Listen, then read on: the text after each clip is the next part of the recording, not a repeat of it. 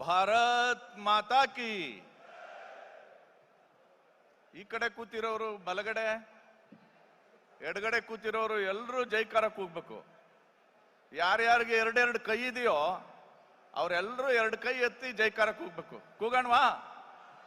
ಬೋಲೋ ಭಾರತ್ ಮಾತಾ ಕಿ, ಬೋಲೋ ಭಾರತ್ ಮಾತಾ ಕಿ, ಬೋಲೋ ಭಾರತ್ ಮಾತಾ ಕಿ.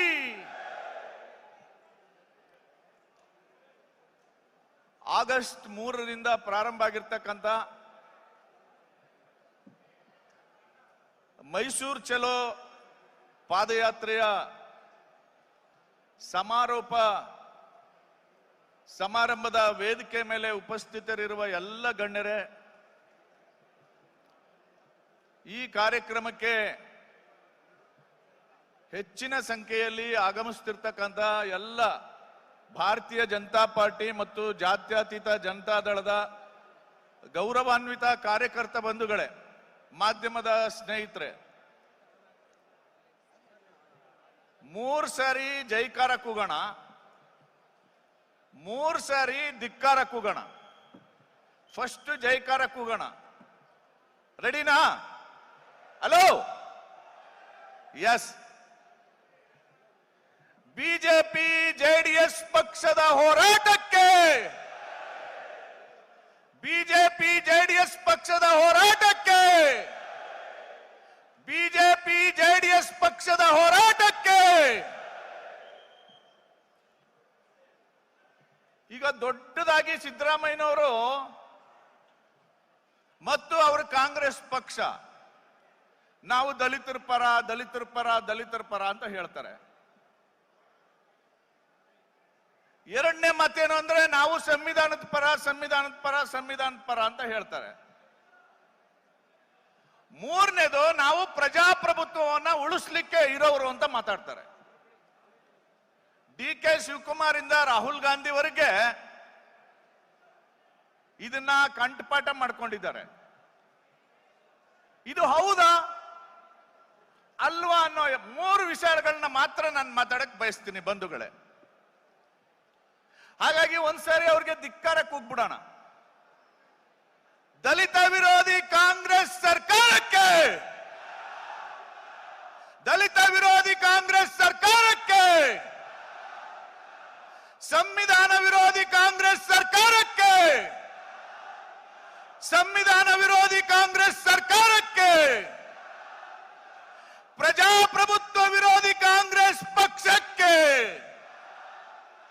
ಪ್ರಜಾಪ್ರಭುತ್ವ ವಿರೋಧಿ ಕಾಂಗ್ರೆಸ್ ಪಕ್ಷಕ್ಕೆ, ಮಾಧ್ಯಮದವ್ರಿಗೆ ಮತ್ತೆ ನಿಮಗೆ ಎಲ್ರಿಗೂ ಆಶ್ಚರ್ಯ ಆಗ್ಬೋದು. ಈ ಮೂರನ್ನ ಹೇಗೆ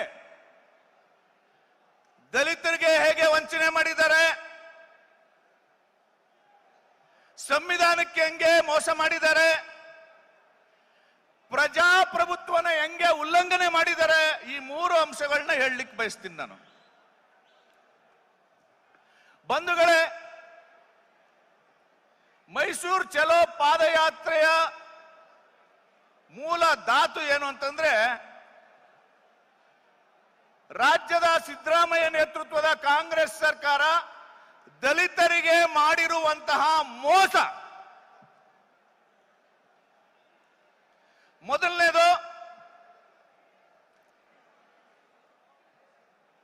SC STಗಳ ಆರ್ಥಿಕ ಶೈಕ್ಷಣಿಕ ಅಭಿವೃದ್ಧಿಗಿರ್ತಕ್ಕಂಥ ಹಣವನ್ನ ಇವರು 5 ಗ್ಯಾರಂಟಿಗಳಿಗೆ ವರ್ಗಾವಣೆ ಮಾಡಿದ್ದಾರೆ. 5 ಗ್ಯಾರಂಟಿಗಳಿಗೆ ವರ್ಗಾವಣೆ ಮಾಡಿರೋ ಹಣ ಎಷ್ಟು ಗೊತ್ತಾ? 25,000 ಕೋಟಿ. 25,000 ಕೋಟಿ ಹಣವನ್ನ, ದಲಿತರ ಅಭಿವೃದ್ಧಿಗಿರ್ತಕ್ಕಂಥ ಹಣವನ್ನ ಗ್ಯಾರಂಟಿಗಳಿಗೆ ಕೊಡೋದ್ರ ಮೂಲಕ ದಲಿತ ವಿರೋಧಿ ಆಡಳಿತವನ್ನ ನಡೆಸಿದ್ದಾರೆ. ಇವರು ಅಧಿಕಾರದಲ್ಲಿರೋದಕ್ಕೆ ಲಾಯಕ್ಕ, ಅರ್ಹತೆ ಇದೆಯಾ ಇವ್ರಿಗೆ? ಇದನ್ನ ಈ ಪಾದಯಾತ್ರೆಯಲ್ಲಿ ಪ್ರಶ್ನೆ ಮಾಡ್ತಾ ಇರೋದು. ಎಸ್ಸಿಪಿ ಟಿಎಸ್ಪಿ ಹಣ 25,000 ಕೋಟಿ ಹಣವನ್ನ ಗ್ಯಾರಂಟಿಗಳಿಗೆ ಕೊಟ್ಟಿರೋದ್ರಿಂದ ಆಗಿರೋ ಅನಾಹುತ ಏನು ಅಂತಂದ್ರೆ ಎಸ್ಸಿ ಎಸ್ಟಿಗಳಿಗೆ ಭೂಮಿ ಖರೀದಿ ಮಾಡಿ ಕೊಡ್ಲಿಕ್ಕೆ ಹಣ ಇಲ್ಲ. ಎಸ್ಸಿ ಎಸ್ಟಿಗಳ ಭೂಮಿಗೆ ನೀರಾವರಿ ಮಾಡಿಕೊಡ್ಲಿಕ್ಕೆ ಗಂಗಾ ಕಲ್ಯಾಣ ಯೋಜನೆಗೆ ಹಣ ಕೊಟ್ಟಿಲ್ಲ. ಎಸ್ಸಿ ಎಸ್ಟಿ ಮಕ್ಕಳ ವಿದ್ಯಾರ್ಥಿ ವೇತನ ಫೆಲೋಶಿಪ್ ಕೊಡ್ಲಿಕ್ಕೆ ಇವ್ರ ಹತ್ರ ದುಡ್ಡಿಲ್ಲ. ಸಮಾಜ ಕಲ್ಯಾಣ ಇಲಾಖೆಯ 200 ಹಾಸ್ಟೆಲ್ಗಳು ಖಾಸಗಿ ಕಟ್ಟಡದಲ್ಲಿ ನಡೀತಾ ಇದೆ. ದನಗಳು ಕುರಿಗಳು ವಾಸ ಮಾಡ್ತಕ್ಕಂತ ರೀತಿನಲ್ಲಿ ಹಾಸ್ಟೆಲ್ ಇದೆ. ಇದಕ್ಕೆ ಸ್ವಂತ ಕಟ್ಟಡ ಕಟ್ಕೊಳ್ಳಿಕ್ಕೆ ದುಡ್ಡು ಕೊಡಕ್ಕೆ ಇವ್ರ ಹತ್ರ ಇಲ್ಲ. ಎಸ್ಸಿ ಎಸ್ಟಿ ಮಕ್ಕಳು ವಿದೇಶದಲ್ಲಿ ಹೋಗಿ ವ್ಯಾಸಂಗ ಮಾಡೋದಕ್ಕೆ ಇದ್ದಂತ ಒಂದು ಯೋಜನೆ ಪ್ರಬುದ್ಧ. ಆ ಯೋಜನೆಯನ್ನ ಈ ಸಿದ್ದರಾಮಯ್ಯನವರ ಅವಿವೇಕಿ ಸರ್ಕಾರ ರದ್ದು ಮಾಡಿದೆ. ಹಾಗಾಗಿ ಇವರು ದಲಿತ ವಿರೋಧಿಗಳು. ಎರಡನೇ ದಲಿತ ವಿರೋಧಿ ಏನಂತಂದ್ರೆ ನಿನ್ನೆ ಇದೇ ವೇದಿಕೆ ಮೇಲೆ ಒಪ್ಕೊಂಡಿದ್ದಾರೆ ಸಿದ್ದರಾಮಯ್ಯನವರು. ಏನಂತ ಒಪ್ಕೊಂಡಿದ್ದಾರೆ? ಮಹರ್ಷಿ ವಾಲ್ಮೀಕಿ ಅಭಿವೃದ್ಧಿ ನಿಗಮದಲ್ಲಿ 87 ಕೋಟಿ ಭ್ರಷ್ಟಾಚಾರ ಆಗಿರೋದನ್ನ ನಾನು ವಿರೋಧ ಮಾಡ್ತಾ ಇಲ್ಲ, ಒಪ್ಕೋತಾ ಇದ್ದೀನಿ ಅಂತ ಹೇಳಿದ್ದಾರೆ. ವಾಲ್ಮೀಕಿ ಅಭಿವೃದ್ಧಿ ನಿಗಮದ 87 ಕೋಟಿ ಹಣ ಖಾಸಗಿ ವ್ಯಕ್ತಿಗಳ ಖಾತೆಗೆ ವರ್ಗಾವಣೆ ಆಗುವಾಗ ಸಿದ್ದರಾಮಯ್ಯನಿಗೆ ಕಣ್ಣಿರ್ಲಿಲ್ವಾ? ಸಿದ್ದರಾಮಯ್ಯನಿಗೆ ಕಿವಿ ಇರ್ಲಿಲ್ವಾ? ವರ್ಗಾವಣೆ ಆಗಿದೆ ನನಗೆ ಗೊತ್ತಿಲ್ಲ ಅಂತ. ಈ 97,000 ಕೋಟಿ ಹಣ ಹಣಕಾಸು ಸಚಿವರ ಗಮನಕ್ಕೆ ಬರದೆ ವರ್ಗಾವಣೆ ಆಗ್ಲಿಕ್ಕೆ ಸಾಧ್ಯನಾ? ಸಾಧ್ಯನೇನ್ರಿ? ಆ ಕಾರಣಕ್ಕೆ ಸಿದ್ದರಾಮಯ್ಯ ದಲಿತ ವಿರೋಧಿ. ದಲಿತ ವಿರೋಧಿ ಸಿದ್ದರಾಮಯ್ಯನಿಗೆ, ದಲಿತ ವಿರೋಧಿ ಮುಖ್ಯಮಂತ್ರಿ ಸಿದ್ದರಾಮಯ್ಯನಿಗೆ. ಮೂರನೇದು ಮೂಢ ಹಗರಣ. ಮೂಢ ಹಗರಣದ ವಿವಿಧ ಮಜಲುಗಳನ್ನ ವೇದಿಕೆ ಮೇಲಿರುವಂತ ಹಿರಿಯರು ಮಾತಾಡ್ತಾರೆ. ನಾನು ಒಂದೇ ಒಂದು ಅಂಶ ಮಾತಾಡ್ತೀನಿ. ಅದೇನು ಅಂತಂದ್ರೆ, ಕೆಸರೆ ಗ್ರಾಮದಲ್ಲಿದ್ದಂತ 3 ಎಕರೆ 16 ಕುಂಟೆ ಜಮೀನು ಯಾರ್ದು? ಮೊದಲು ಇದು ದಲಿತರದು. ನಿಂಗ ಸನ್ ಆಫ್ ಜವರ, ಆದಿ ಕರ್ನಾಟಕ ಸಮಾಜಕ್ಕೆ ಸೇರಿದಂತಹ ನಿಂಗ ಸನ್ ಆಫ್ ಜವರ ಇವ್ರಿಗೆ ಸೇರಿದ್ದಿದ್ದು. ಈ ಜಮೀನನ್ನ 97ರಲ್ಲಿ ಮೂಡ ಅಕ್ವೈರ್ ಮಾಡ್ಕೊಳ್ಳುತ್ತೆ. 98ರಲ್ಲಿ ಡಿನೋಟಿಫಿಕೇಶನ್ ಆಗ್ಬಿಡುತ್ತೆ.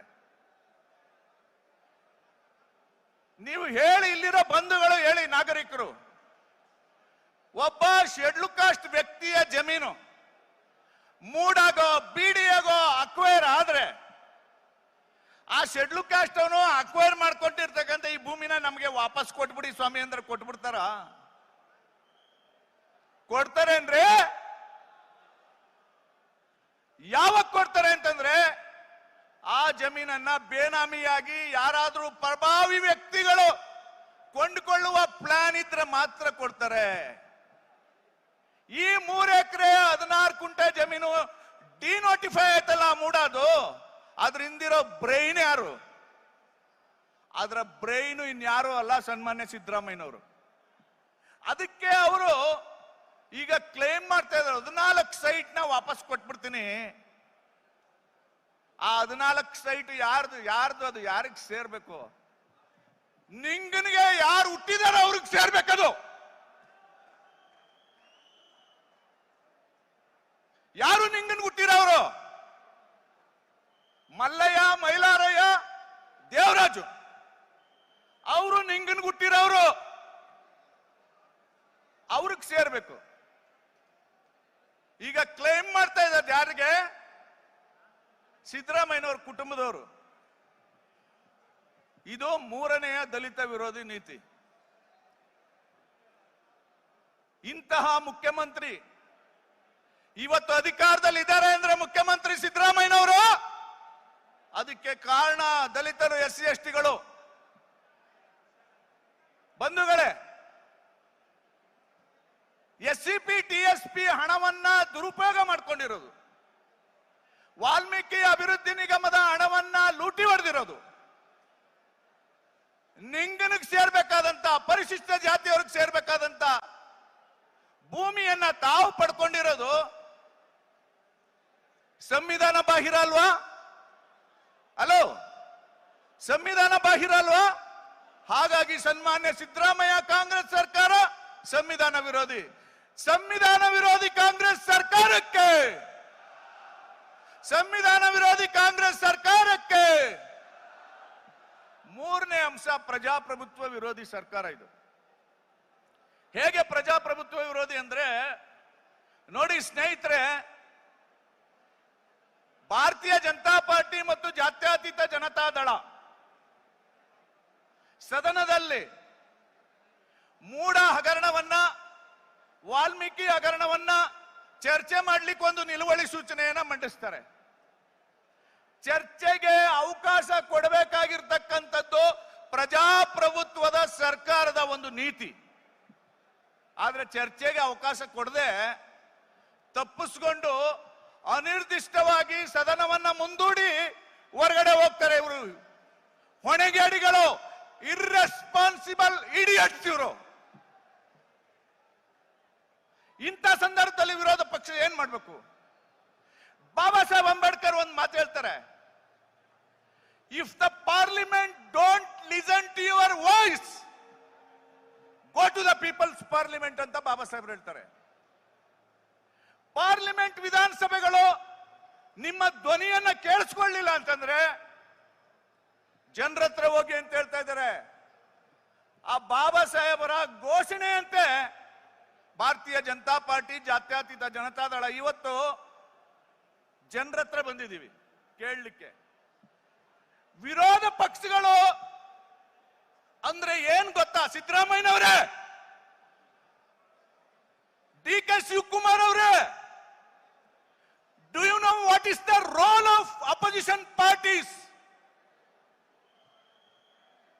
Opposition parties' voice is the people's voice. ವಿರೋಧ ಪಕ್ಷಗಳ ಧ್ವನಿ ಇದೆಯಲ್ಲ, ಅದು ಜನರ ಧ್ವನಿ. ಹಾಗಾದ್ರೆ ಸರ್ಕಾರದ ಧ್ವನಿ ಯಾವುದು? ಸರ್ಕಾರದ ಧ್ವನಿ ಏನು ಅಂತಂದ್ರೆ the voice of the good administration. ಒಳ್ಳೆಯ ಆಡಳಿತವನ್ನ ಕೊಡೋದು ನಿಮ್ಮ ವಾಯ್ಸು. ಅದನ್ನು ಬಿಟ್ಬಿಟ್ಟು ದಲಿತರಿಗೆ ಈ ರೀತಿ ಅನ್ಯಾಯ ಮಾಡಿದಿರಲ್ಲ ಅಂತ ಕೇಳಿದ್ರೆ ಈ ಮನುಷ್ಯ ಏನ್ ಹೇಳ್ಬೇಕು? ನೀವು ಮಾಡಿಲ್ವಾ ಅಂತ, ನೀವು ಭ್ರಷ್ಟಾಚಾರ ಮಾಡಿಲ್ವಾ, ನಿಮ್ಮೇಲ್ ಕೇಸ್ ಇಲ್ವಾ? ಇದ ಮಾತಾಡೋದು ಇವರು. ಈ ಮಾತಿಗೆ ನಮ್ ಕಡೆ, ಕೊಳ್ಳೇಗಾಲದ ಕಡೆ, ಚಾಮರಾಜನಗರದ ಕಡೆ ಏನಂತಾರೆ ಗೊತ್ತಾ ಸ್ವಾಮಿ?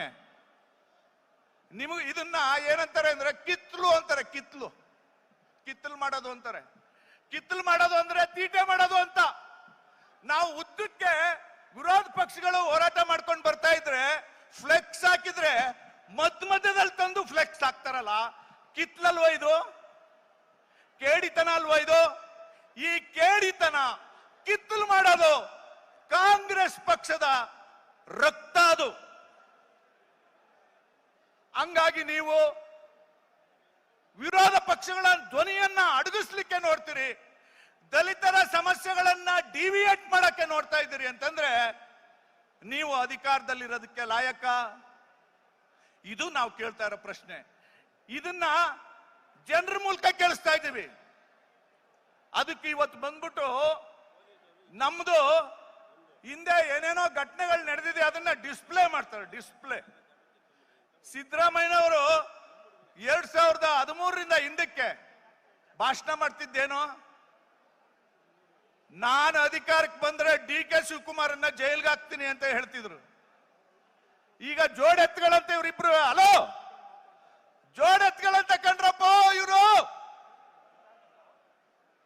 ಈ ಜೋಡೆತ್ಗಳು ಸದ್ಯದಲ್ಲೇ ಕುಣಿಕೆ ಕಳ್ಕೊಂಡು ಅತ್ತಗೊಂದು ಇತ್ತಗೊಂದು ಹೋಗದೆ ಇದ್ರು ನೋಡಿ. ಬಂಧುಗಳೇ, ಕೊನೆಯದಾಗಿ ಒಂದು ಮಾತು ಹೇಳ್ತಾ ಇದ್ದೀನಿ. ವಿರೋಧ ಪಕ್ಷಗಳ ಧ್ವನಿ ಅಂದ್ರೆ ಅದು ಜನರ ಧ್ವನಿ. ಆ ಧ್ವನಿಗೆ ಹೋಗೊಡದೆ ಇರ್ತಕ್ಕಂಥ ಸರ್ಕಾರ ಇದೆಯಲ್ಲ ಕಾಂಗ್ರೆಸ್ ಸರ್ಕಾರ, ಅದು ಪ್ರಜಾಪ್ರಭುತ್ವ ವಿರೋಧಿ ಸರ್ಕಾರ. ಇಂತಹ ಪ್ರಜಾಪ್ರಭುತ್ವ ವಿರೋಧಿ ಸರ್ಕಾರವನ್ನ ಕಿತ್ತೆಸಲಿಕ್ಕೆ ಇಲ್ಲಿಗೆ ನಿಲ್ಲಲ್ಲ ಹೋರಾಟ. ಹಲೋ, ಇಲ್ಲಿ ನಿಲ್ಸ್ಬಿಡ್ತೀವಿ ಅನ್ಕೊಂಡಿದ್ದೀರಾ?